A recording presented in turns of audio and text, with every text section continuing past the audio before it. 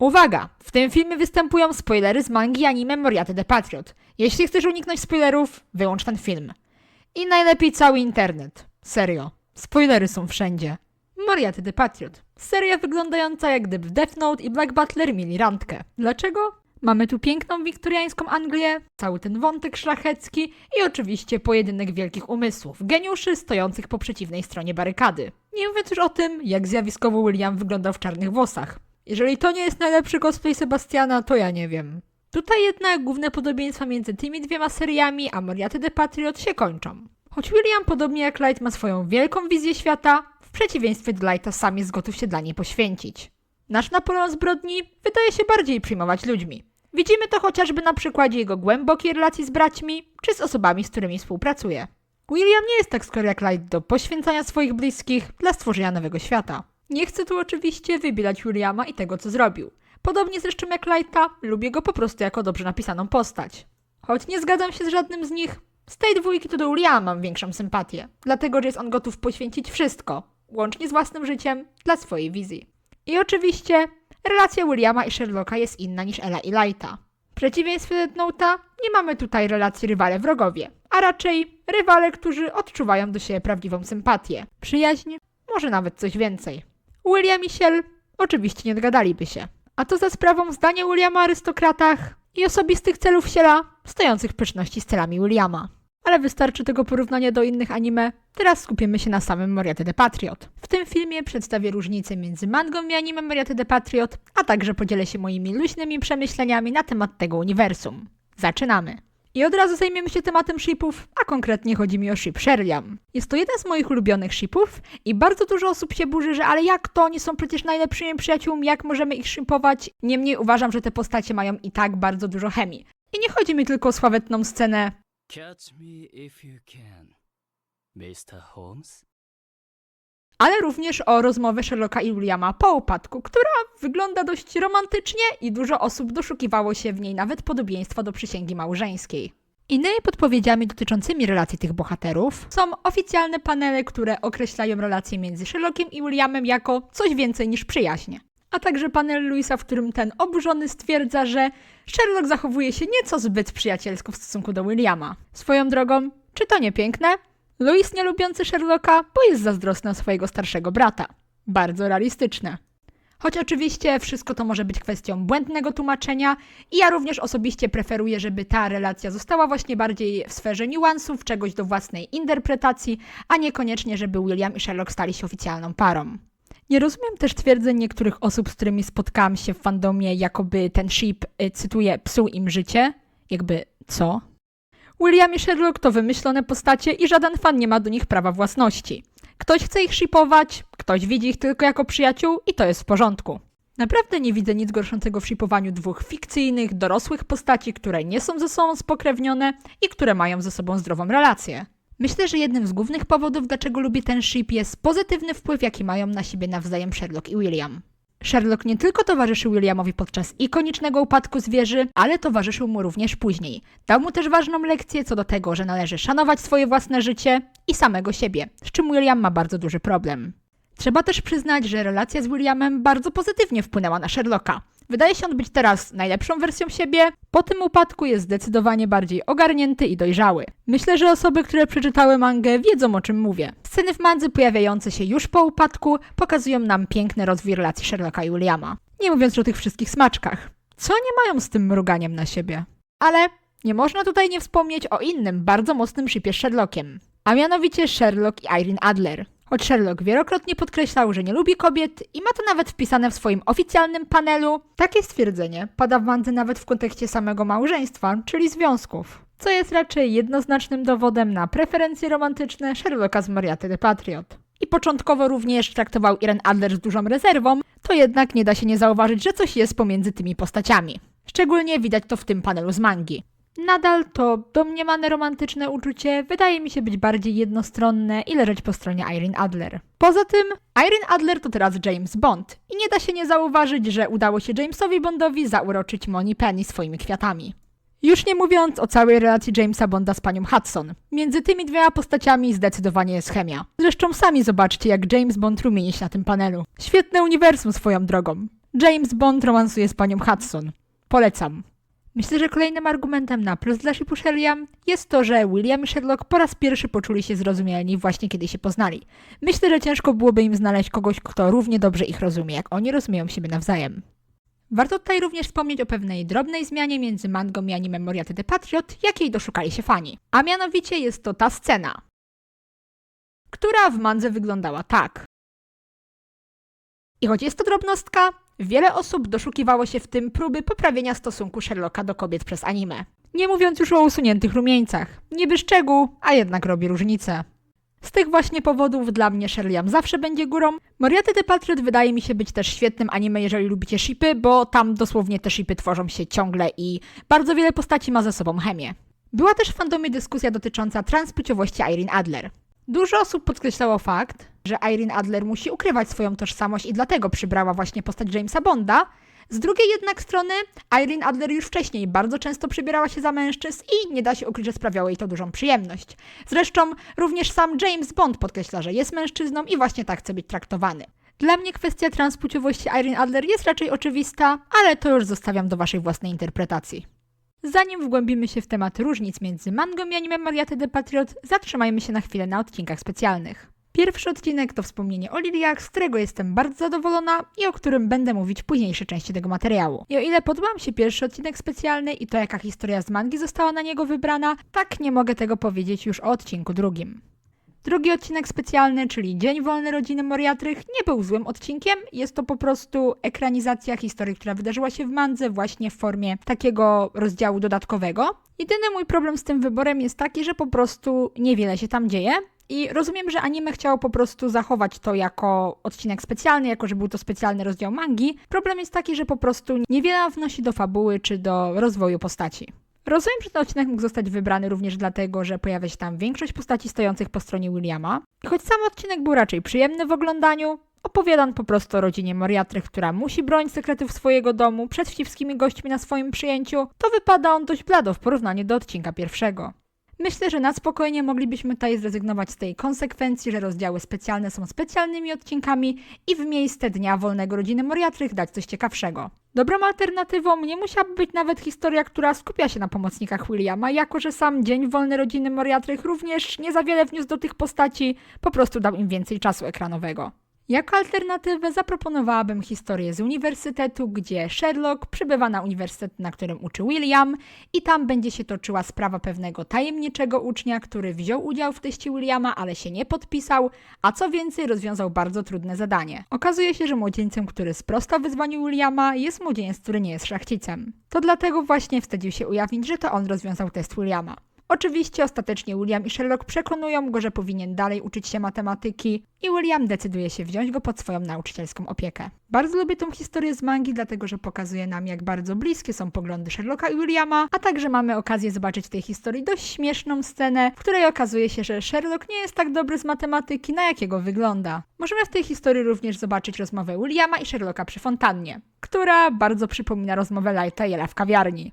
Bardzo lubię tą scenę, daje taki vibe zabawy w kotka i myszkę. O wiele lepiej bawiłam się czytając właśnie ten rozdział mangi niż Dzień Wolny Rodziny Moriartych, więc nie obraziłabym się, gdyby to właśnie był odcinek specjalny anime. Wróćmy jednak do mojego ulubionego odcinka specjalnego, czyli wspomnienie o liliach. Są 3 główne powody, dlaczego tak bardzo podoba mi się ten odcinek. A pierwszym z nich jest wgląd wspomnienia Williama z czasów dzieciństwa w slumsach. Poznajemy historię utalentowanego malarza, którego William napotyka, gdy ten rozjaśnia brzydkie mury slumsu swoimi pięknymi malunkami. Ta scena pokazuje nam nie tylko wrażliwość Williama i jego wiarę w możliwość stworzenia lepszego świata, którą miał już w dzieciństwie, ale również smutny fakt, jak wiele talentów mogło się zmarnować przez ustrój panujący w świecie Moriarty the Patriot. Sceny ukazane we wspomnieniach o liliach są bardzo piękne i wydaje mi się, że to one stanowiły inspirację dla endingu Moriarty the Patriot, w którym bracia Moriarty malują po murach. Drugim powodem, dlaczego tak bardzo lubię ten odcinek, jest to, że postać szlachcica, która jest tutaj przedstawiona, nie jest tak karykaturalnie przerysowana i to w końcu nie szlachcic jest tym złym w całej historii. Trzecim powodem jest zgrabny plot twist, który zamyka całą tę historię. Historia opiera się na sytuacji, w której William widzi malunki malarza ze slumsu w gazecie. Imię nie zgadza się jednak z tym, które zna, a co więcej, malunki te zostały zniszczone. William i Sherlock przybywają na miejsce, by przyjrzeć się tej sprawie. Spotykają się z domniemanym autorem obrazów, gdzie William upewnia się, że ten mężczyzna nie jest ich autorem. Nasz Napoleon zbrodni ma tu oczywiście przewagę informacyjną nad Sherlockiem, a sama zagadka pięknie pokazuje różnicę w sposobie myślenia i metodologii pracy tej dwójki. W końcu okazuje się, że fałszywy malarz miał umowę z mężczyzną ze slumsów, gdyż doceniał jego talent, od kiedy w dzieciństwie zobaczył jego pracę, pomagał mu i dał mu możliwość rozwoju. Malarz sam zaproponował, by arystokrata sprzedawał obrazy pod swoim nazwiskiem. Chciał, by jego prace trafiały do ludzi, a przez niski status społeczny jego obrazy się nie sprzedawały. Warunek był jeden. Zysk ze sprzedaży prac trafiać ma na cele charytatywne. I tutaj wkracza nowa postać, chłopiec, listonosz, fan obrazów malarza, który zupełnym przypadkiem odkrywa prawdę dotyczącą autorstwa tych prac.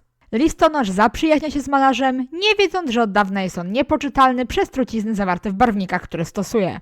A ostatecznie ginie z powodu powolnego zatrucia, gdyż nie zgodził się, nawet mimo ucisku ze strony arystokraty, na zaprzestanie malowania. Chłopiec, druzgotany śmiercią malarza, sprawdza kwoty czeków wystawionych przez arystokratę, których wysokość nie zgadza się z obietnicą daną malarzowi. W rzeczywistości jednak arystokrata naprawdę przekazuje całą kwotę dla biednych, a to jego menadżer zmienia czeki, zgarniając większość pieniędzy dla siebie i handlując nielegalną bronią.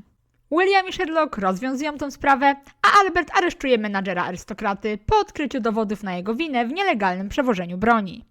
Bardzo lubię charakter chłopca pojawiającego się w tej historii, jego spryt i upór w odkryciu prawdy o śmierci przyjaciela. Jego początkowy osąd wobec arystokraty jest jednak błędny, a rozwiązanie zagadki nie jest tak oczywiste.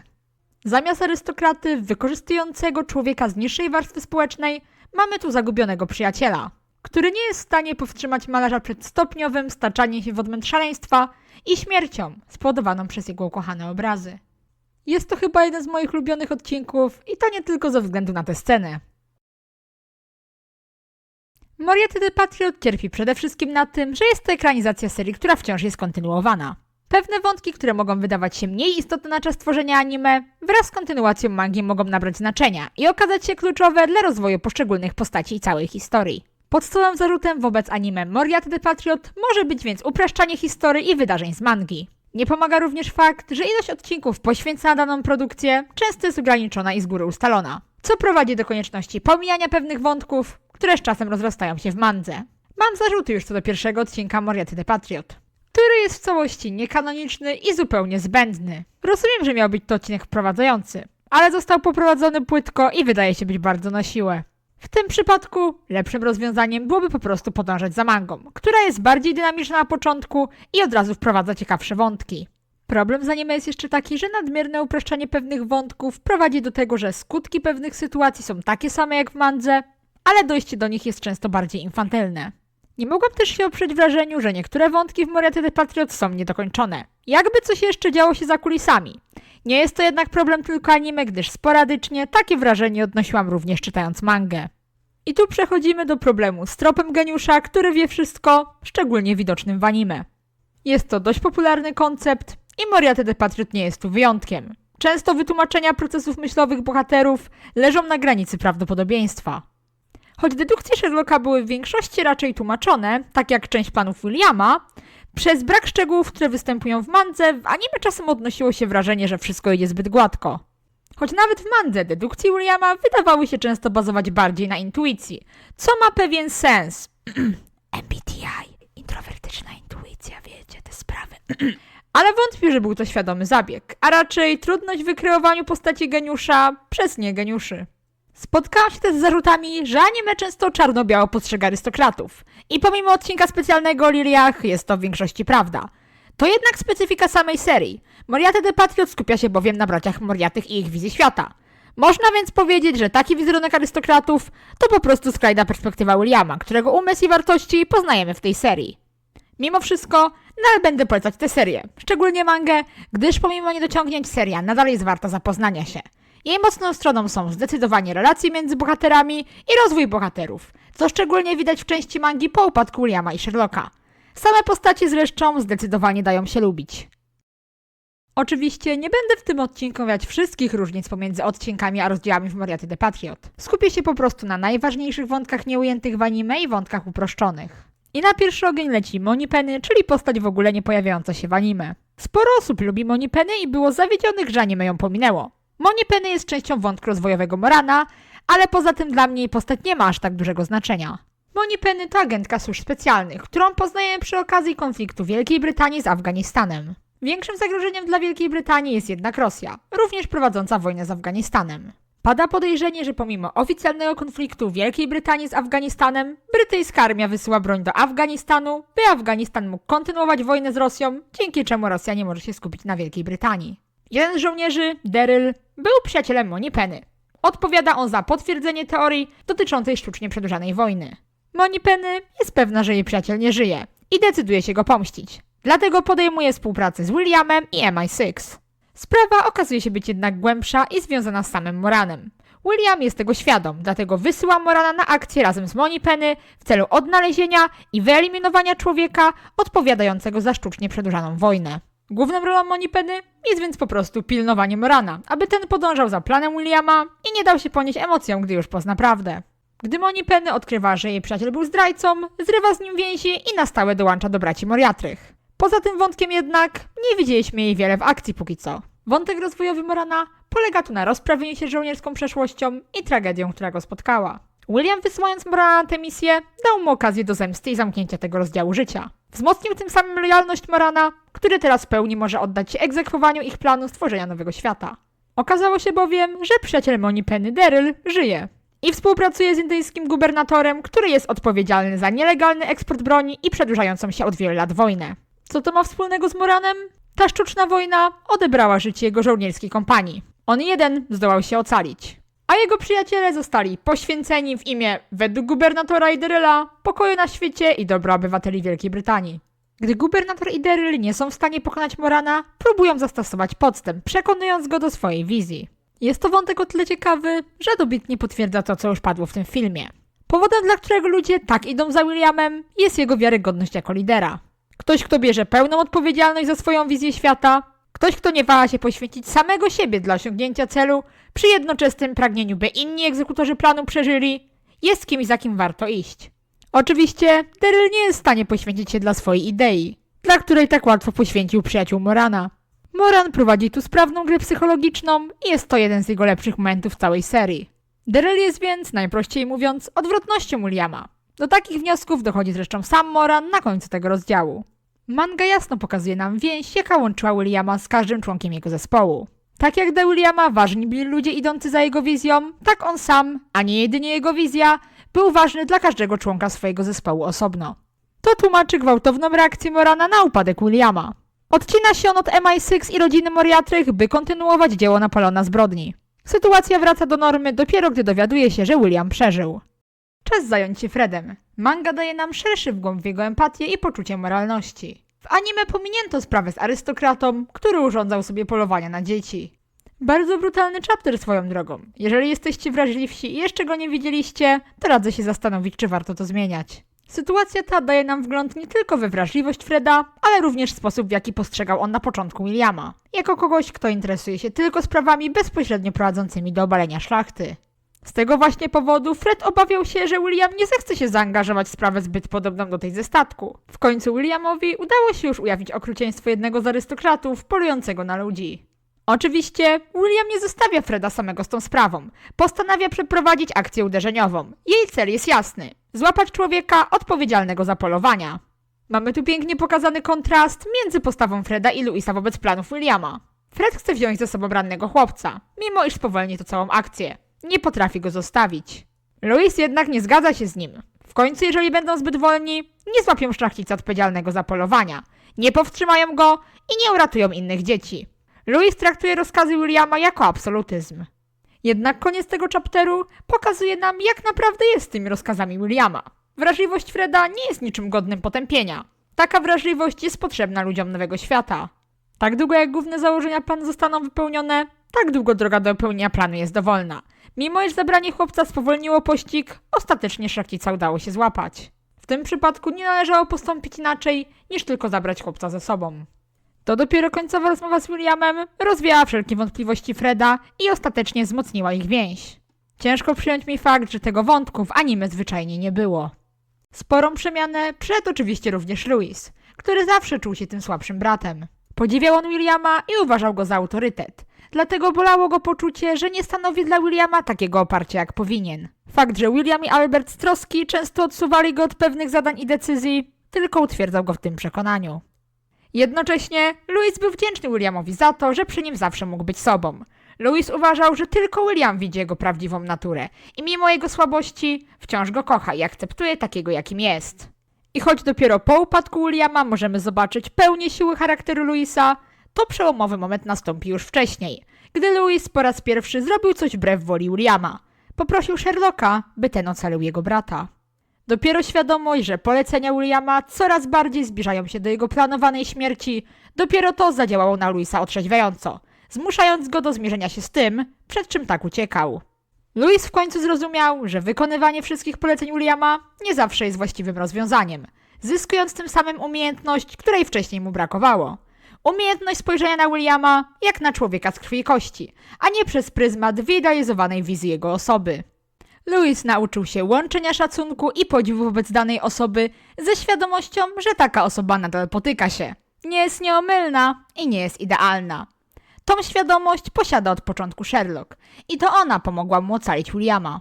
Co widzimy po upadku? Zdeterminowaną i opanowaną głowę rodziny Moriartych, przywódcę MI6 współpracującego z Mycroftem, odpowiedzialnego i zdyscyplinowanego człowieka, który konsekwentnie wypełnia misję powierzoną mu przez brata.